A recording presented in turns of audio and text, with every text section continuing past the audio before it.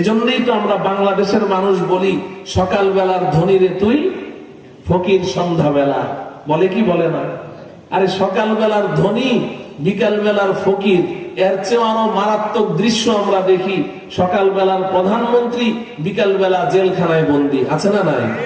আবার দেখি সকালবেলার প্রধানমন্ত্রী, দুপুরবেলা দিল্লি। দুপুরবেলা কই? দিল্লি। তো দেখে চিরস্থায়ী না ক্ষণস্থায়ী? ক্ষণস্থায়ী। ক্ষণস্থায়ী কল্পনাও করতে পারি নাই। আগের দিন আমার মুরিদানরা যারা আছে, আগের দিন আমার একটা জিকিরের মজলিস ছিল, তো ওই মজলিসের মধ্যে আমার মুরিদান সবাইকে বলেছি যে আগামীকালকে যে কি হবে 5ই আগস্ট বলা যাচ্ছে না। যা শুনছি যে ছাত্ররাও খুব হার্ড লাইনে, দেশের জনগণও খুব হার্ড লাইনে, আবার এই ফেরাউন সরকারও খুব হার্ড লাইনে। তার হেলমেট বাহিনী, তারপরে লাঠিয়াল বাহিনী, পুলিশ বাহিনী খুব হার্ড লাইনে। আগামীকালকে 20-25 হাজার লাশ পড়ে যেতে পারে, তোমরা সবাই রোজা রাখবে। আমার মুরিদান যারা ছিল তারা ওই দিন সবাই রোজা রেখেছে যে কি জানি হয়ে যাবে দেশের মধ্যে। কিন্তু দেখেন আল্লাহ পাক বলেন যে আমার খেলা তো শেষ রাত্রে, ঠিক কিনা বলেন? তো এটা চিরস্থায়ী না ক্ষণস্থায়ী। কল্পনাকে হার মানিয়ে দিল, হঠাৎ শুনি যে দিল্লি চলে গেছে। আল্লাহ রাব্বুল আলামিন এই দৃশ্য থেকে আমাদের সবাইকে উপদেশ গ্রহণ করার তৌফিক দান করুন।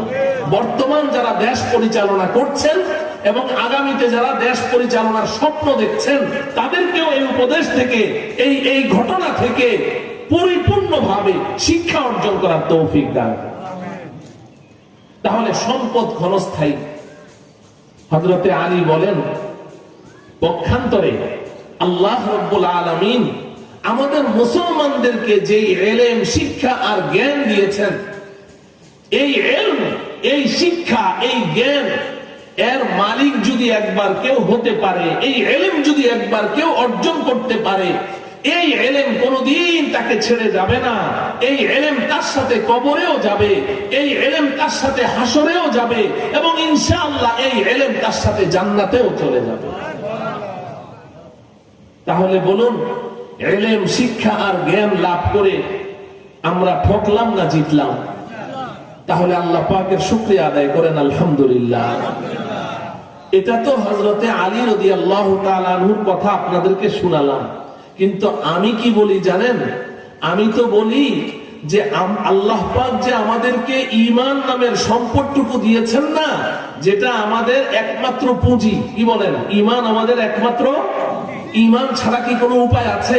যদি ঈমান ছাড়া একটা মানুষ সারা জীবন ভালো কাজ করে, 2 হাত খুলে দান করে, সারা জীবন মানুষের উপকার করে, খুব বিনয়ী, সত্য কথা বলে, কারো উপরে জুলুম নির্যাতন করে না, খুব ভালো মানুষ, শুধু ঈমানটুকু নাই, বলেন তো দেখি এই লোকটা জান্নাতে যেতে পারবে?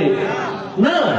আল্লাহ রাব্বুল আলামিন পরিষ্কার কোরআনে হাকিমে বলে দিয়েছেন, ইন্নাল্লাযীনা কাযযাবু বিআয়াতিনা ওয়াস্তাকবারু আনহা লা তুফাত্তাহু লাহুম আবওয়াবুস সামাই ওয়াল আরদি ওয়া লা ইয়াদখুলুনাল জান্নাতা হাত্তা ইয়ালিজাল জামালু ফি সাম্মিল খিয়াত।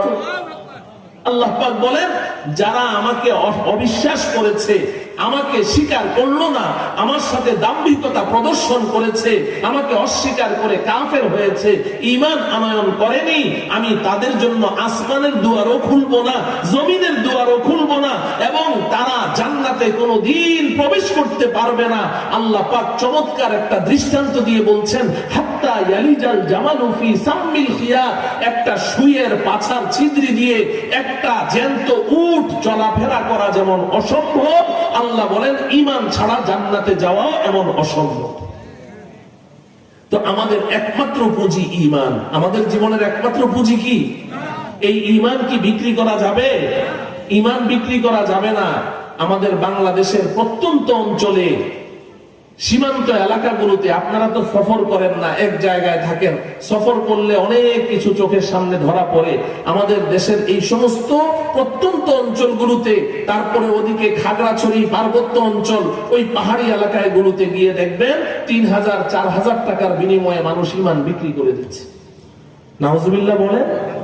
3000 টাকা ঈমান বিক্রি হয়, 4000 টাকা ঈমান বিক্রি হয়। বিপদে পড়েছে, সাহায্যের দরকার, খ্রিস্টান মিশনারি এসে তাকে 5,000 টাকা সাহায্য করলো, সে ঈমান ছেড়ে খ্রিস্টান হয়ে গেল।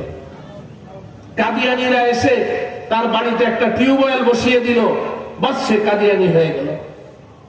ঈমান বিক্রি হচ্ছে। আমি তো বলি যে এই ঈমান নামের যে শ্রেষ্ঠ সম্পদ আল্লাহ আমাকে আপনাকে দিয়েছেন, এই ঈমান নামের এই সম্পদটুকুকে রক্ষা করতে হলেও আপনার ইলম লাগবে। ইলম ছাড়া ঈমান টিকবে না। ইলম না হলে ঈমান বাঁচে না। ঈমান বাঁচাতে হলেও কি লাগে? ইলম লাগে। বলেন কি লাগে?